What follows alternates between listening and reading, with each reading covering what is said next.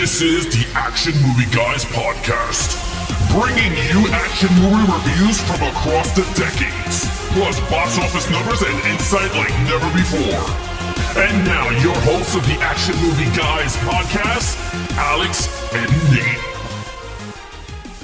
Nate. Welcome, everyone, to a brand new episode of the Action Movie Guys podcast, episode 163. We are starting the Roger Moore watch through. That's right. So with that said, I'm your host, Alex Figueroa. My co-host is Nate from Netflix Reviews. We're going to start it off with the 1973 film that started the Roger Moore as 007 after Sean Connery left with Diamonds Are Forever, I believe, with Live and Let Die. So Nate, I know this is the first time you're watching it, so I'm not even going to ask you how long has it been. For myself, it's been ages, to be honest with you. I don't like watching the older ones. For some reason, everyone knows I'm a big Pierce Brosnan and now Daniel Craig because it's our modern version of Bond. But Roger Moore, Sean Connery, we'll get to those in a bit. But in terms of this film, one of my favorites when I saw it at the time, right? Once we rewatch it, it's just a little hint there. Once we rewatch it, is it still hold up for me or not? But there's a lot of funny stuff about this movie that I want to sit down and talk. And that's the thing I love about this podcast is that once you start to break it down in categories, it makes the rewatching a little bit more interesting than when you watched it, right? Not only that, the other thing about this podcast is I honestly had no interest in ever going back and watching these. Right. Like I've seen the Brosnan ones because they came out when I was alive. I've seen the Daniel Craig ones because they came out when I was alive. I never had an interest to really go back and, as much as I love film, I was never like, oh, I really want to see all the Roger Moore Bond films. But now I'm going to, so I'm very excited. It's going to be fun. It's going to be fun. But again,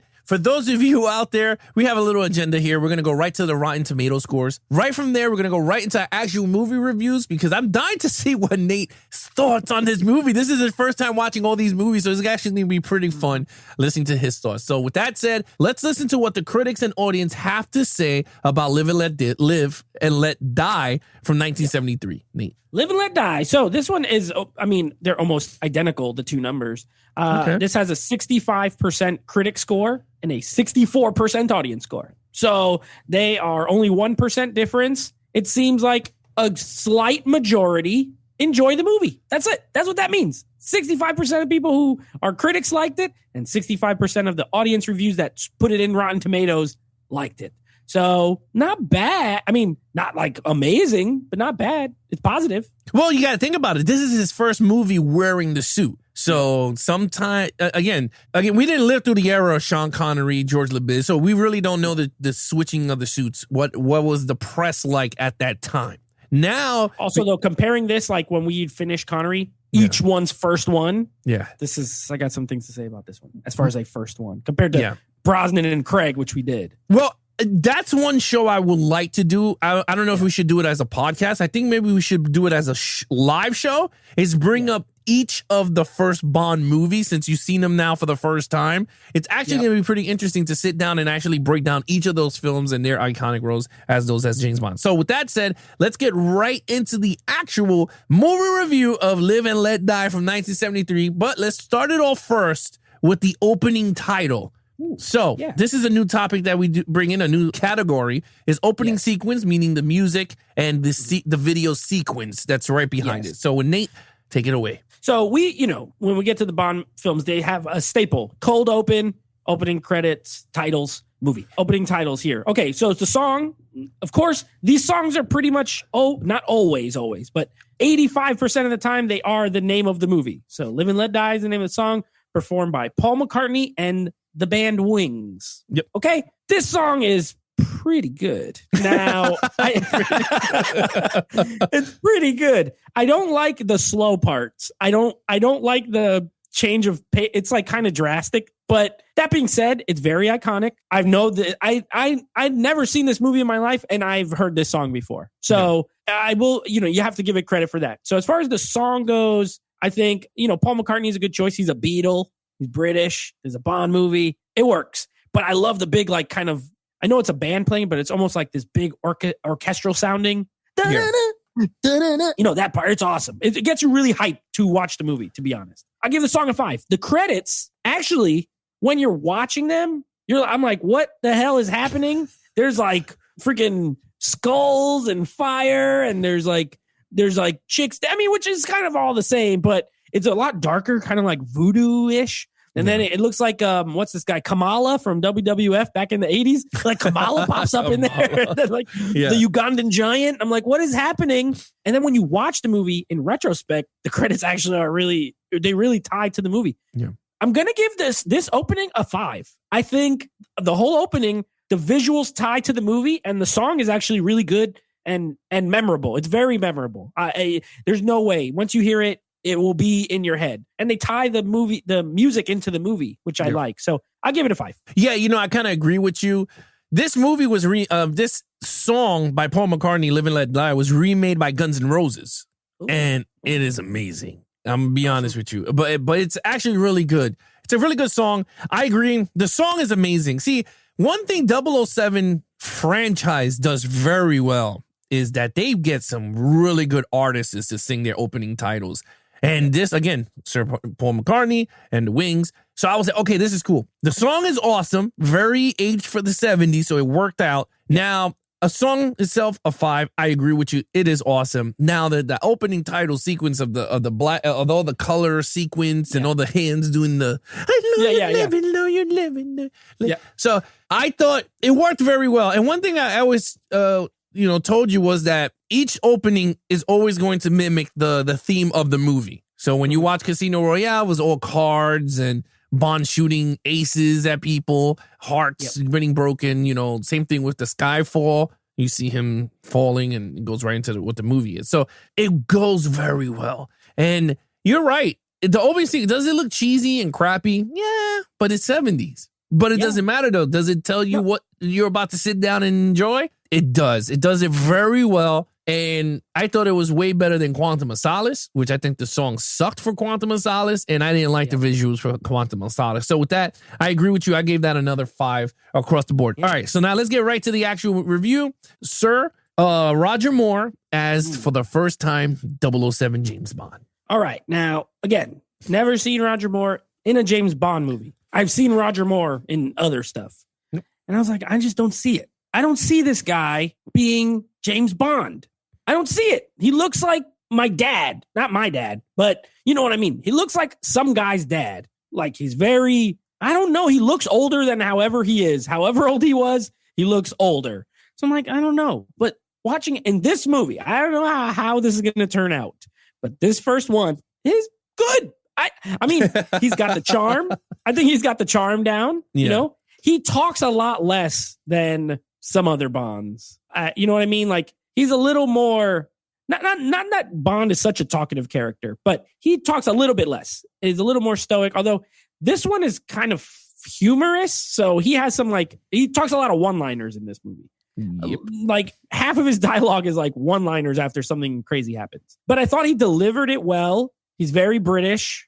So he's got that, he's got that down. I don't love how he is with the women in the movie, especially the one in the hotel room, the black girl. It's a little weird. Like it's a little creepy the way he puts his hands on her shoulders. And I'm like, what is this?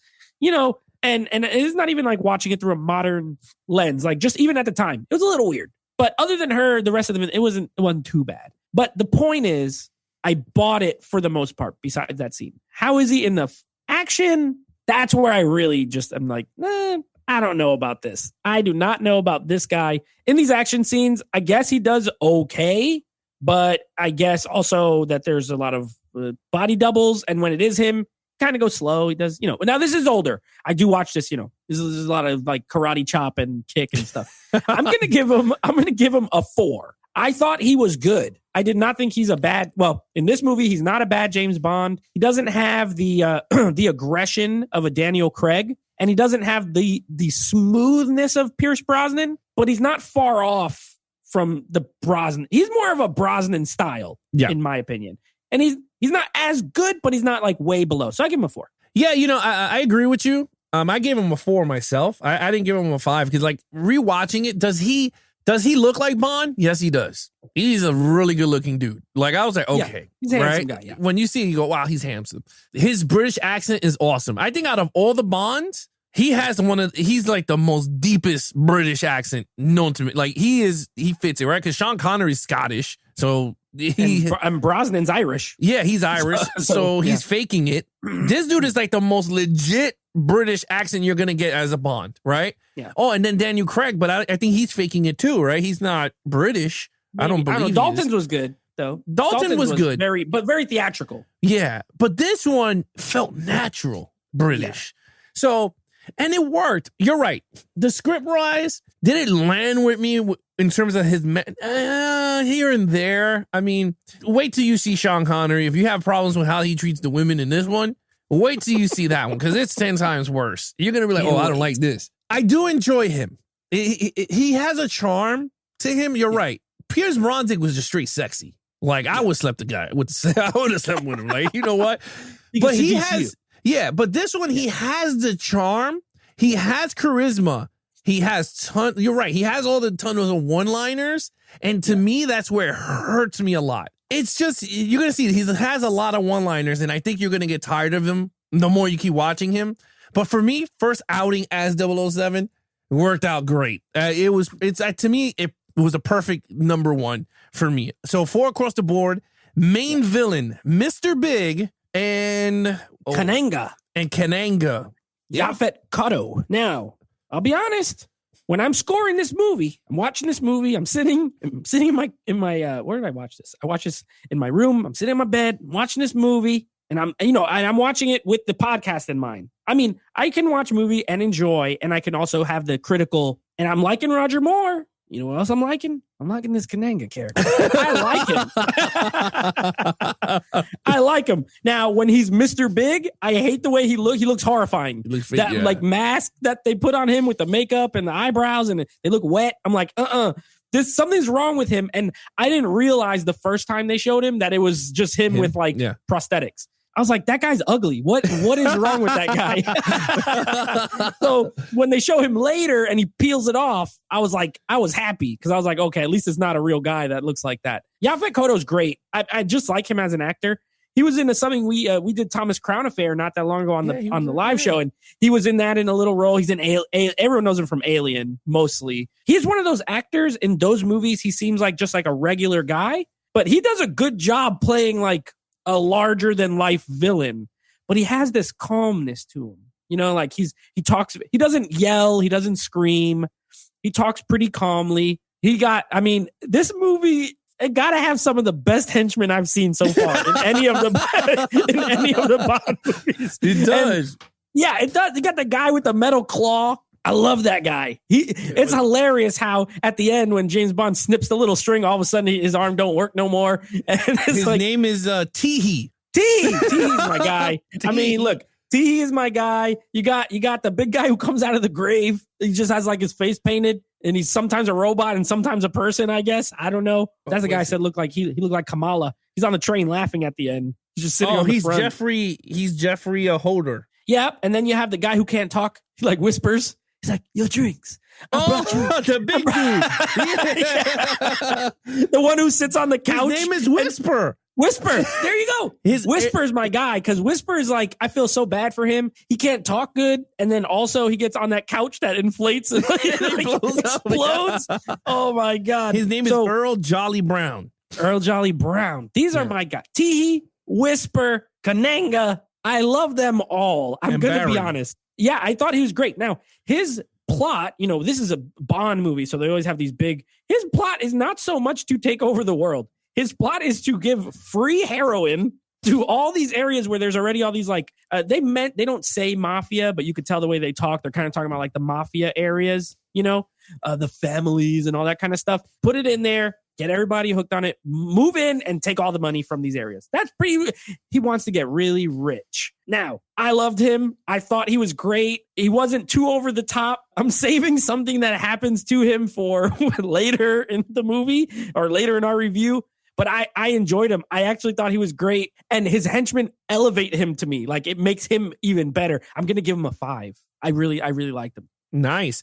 Yeah, I thought Mr. Big / Mr. Big and Katanga, whatever, worked. It very worked for this movie. And you got to remember, out of all 25 films, I think it's 25 films. This is the only movie he went to New York. There is no Went other. to Harlem. He went to Harlem, New York. He went to straight when it was just. Yeah, he went to Harlem, New York, and that's something we'll talk about in Plotline. But that's something I never understood. Like why Bonds and never. This is the only movie, and they never went back to Never comes to America. You know, I'm thinking. Side note, but I'm thinking the reason why is because it's such a big franchise that people would just hound the filming of.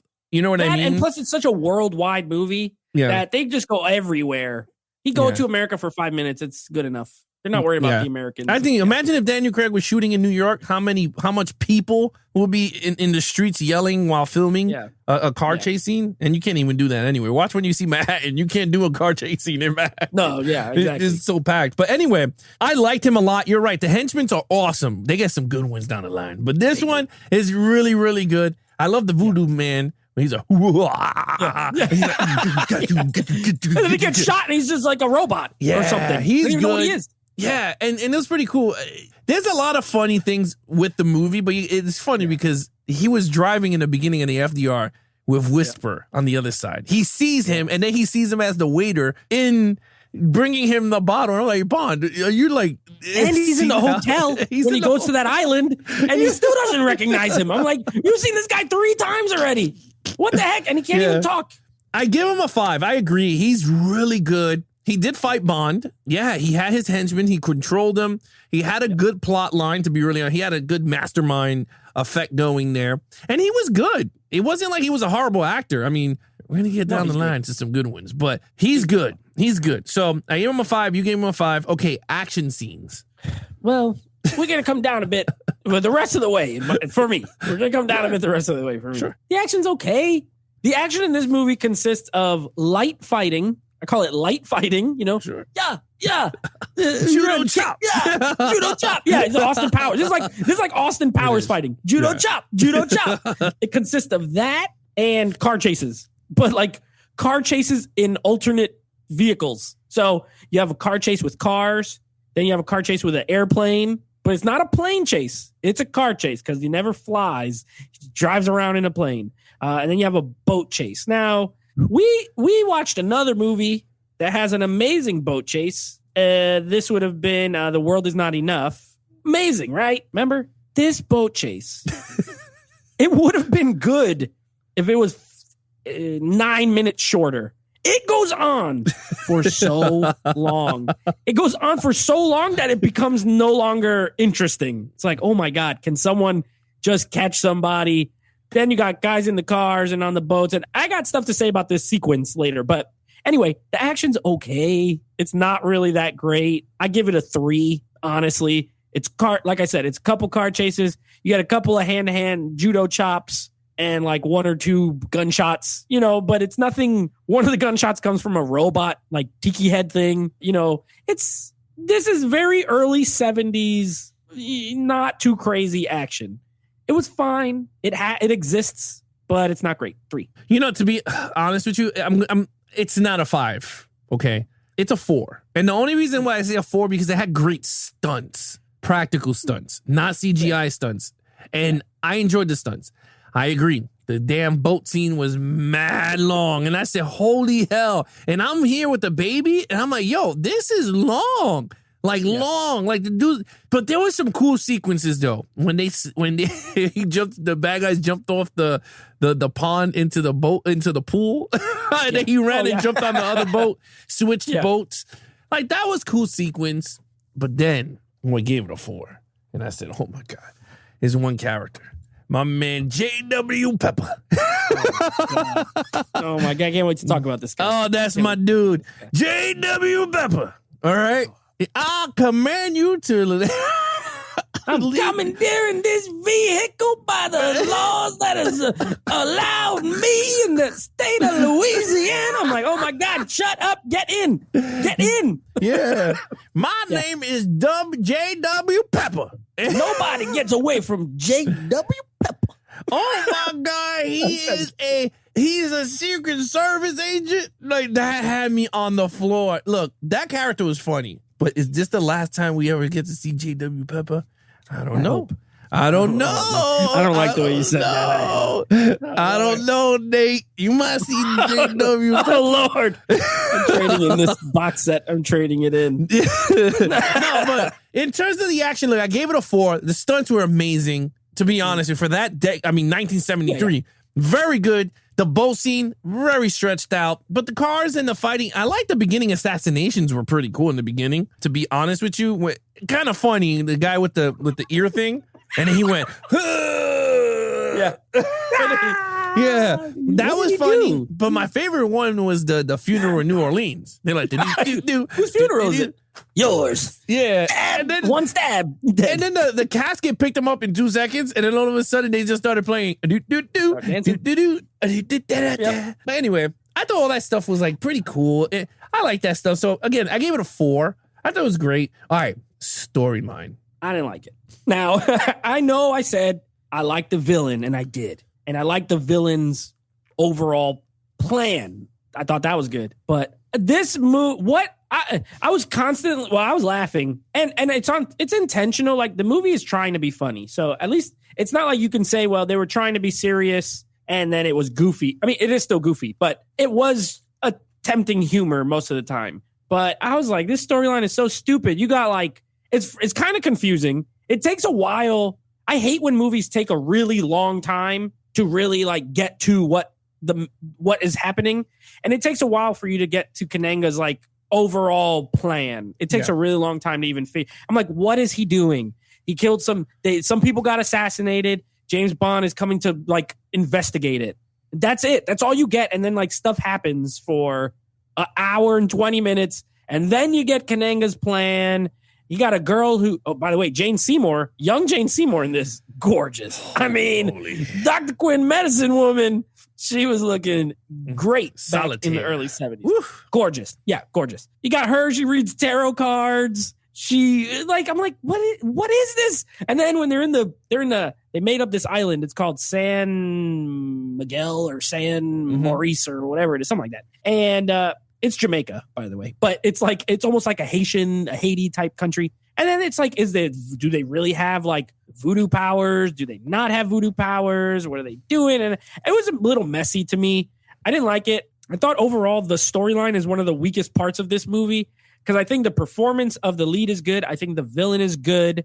Like you said, the action, while it wasn't my favorite, it was solid and the stunts were good, but the story's weak. Like, and the fact that they filled like 20 minutes with this bumbling sheriff and this boat chase. Like, it takes up so much time that could have been like story or plot. And it's not. And the investigation's not that interesting. It always seems like James Bond is getting nothing. And then all of a sudden just like happens to be in the middle of everything. You know what I mean?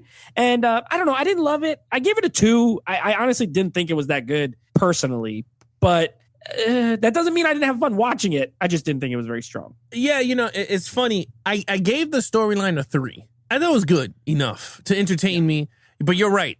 I think the first 40 minutes of the movie, I was like, what am I watching? I did not know what was going on. Yeah, I did the Nate's. Yeah, that's pretty much a quote is what is happening. Like I was sitting there and I was like, even because like my wife had to go to work, but she watches a little bit with me and she was just like, what is the whole point? I was like, I don't know. I was like, the beginning of the movie starts off him banging a chick and the boss comes in. So I was like, I really don't know what the whole purpose. I mean, I understood that 3 agents got killed and he has to go and investigate. But other than that's that, all you get. Yeah, that's for the first, 3 minutes we alluded to that. But then other than that, we did not understand. Like, I didn't understand until the heroin thing. And I was like, okay, whatever. Yeah. The story was not told very well here. But again, it could be due to the writing of the 70s, not polished writers maybe. But I wasn't too crazy much with the storyline. You're right. Very plot lines all over the place with solitaire, hot solitaire. You had the whole stupid scene when he's jumping over the alligators. Oh my Lord. He runs across the alligators. He runs across the alligators. I was like, I already know what's going to happen here. And then they line up perfectly. Yeah. And he runs across the alligator. I mean, it was cool at the time. I was like, okay, that's pretty cool. But we all know he would have tripped and got his ass eaten. But we didn't touch on it quick, but I will do it quick. His gadgets were awesome.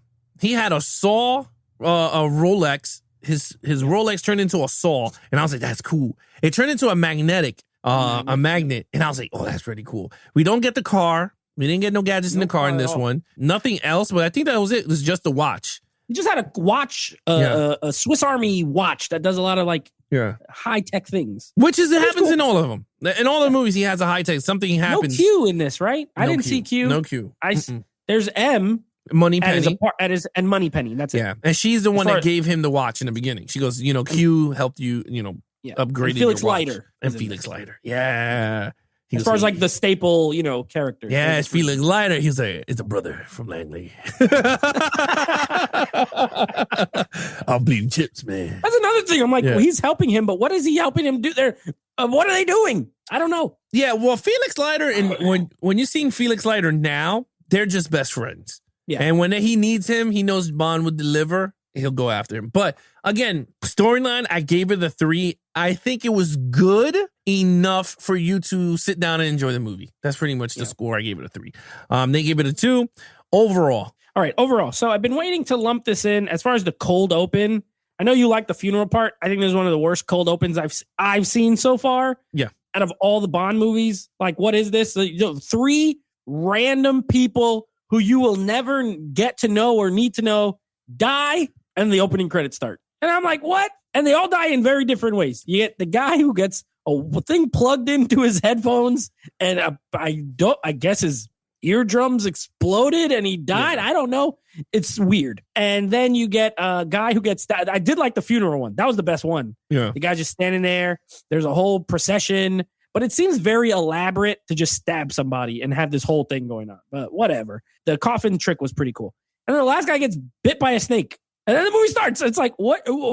How did that guy get there? Why did he get there? They don't really explain it. It was pretty dumb. Okay, overall, it was entertaining. I thought this movie was entertaining. Like, I only got bored during the boat chase. I was never bored. Even when I didn't really know what was happening, it was still like entertaining. I like the settings. I like the locations. They're different from anything that, that we've reviewed so far. You get like an island, like a tropical island type setting. And then New York, he goes to Harlem. It was cool to see Bond in America, period. Yeah. And the Bond girl is great in this, Solitaire. She's gorgeous with a good performance too. Like she was interesting enough. She, I think she fell in love with James like too easy. Like, oh, he flipped the card over and it's like the lovers. And that's it. She just loves him. Like, what? That's it? But whatever. But a good villain. A good performance, good music, though. The score in this is really good because, like I said, they incorporated the theme song a lot into the score. Yeah. And it makes for some lively, scenes. So while the storyline's pretty bad and the action's just okay for me, I gave it a 3. I think it's good. I could not give this a 4. Like, it's not like great. I was entertained. It's definitely goofy. Oh, what I wanted to say, what I was waiting for. The end of this movie. Kananga and James Bond are fighting in like a shark lair. Well, this guy has a lair with sharks. And this is the kind of thing, like, this got to be the inspiration for a lot of like Austin Powers jokes. Yeah. Where they're talking about like putting the sharks with the lasers and I'm like, this is it. This is where they get this from because this guy, he got this little like, yeah. Oh, I can't wait. He got this little like dart. He got this little dart that makes things like expand. So he shoots the couch and my man Whisper gets like just folded into it and it explodes. So funny. I laughed so hard. Then you fight James Bond. He does this weird thing like this with his fighting him and I started laughing. He attacks him with the knife and then they fall in the water and then James Bond sticks him with this thing. His whole body inflates like a balloon. Like, human can't do this, but he turns into a balloon and he flies out of the water all puffy and he hits the ceiling and blows up. And I lost my mind. I was laughing so hard. I was cracking up, but also I was like, that's the worst ending to a villain fight I ever saw. And then my man with the metal arm lasted longer. He ends up being like really the last fight on the train, which was also pretty funny. So I gave it a 3. I think it's entertaining, but there's so much goofy stuff that I could never be like, this is a great Bond movie. Yeah, no. I agree with you. I gave it a 3.5. I mean, you said everything. I gave it a 3.5. Yes, the movie has a lot of strong points you would enjoy. Good villain, good Bond, great Bond girl. You get your gadgets, which is only his watch. And this movie alone, other movies, you get the cars, you get everything.